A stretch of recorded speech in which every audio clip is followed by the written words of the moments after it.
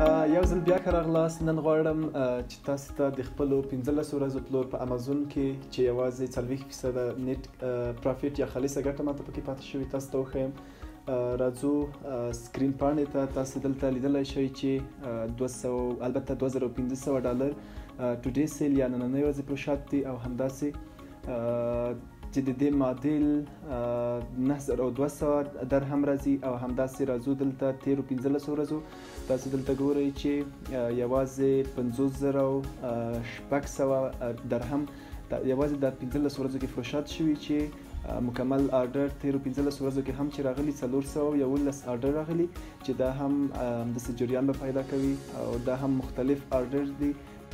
نو که اوس هم تاسو غواړئ زما په څېر په کم وخت کې مالي استقلالیت ته په بریالیتوب سره ورسیږئ، زما وړاندیز تاسو لپاره مایکروویش دی. پیل یې کړئ او ژوند مو له اقتصادي بحران څخه وباسئ.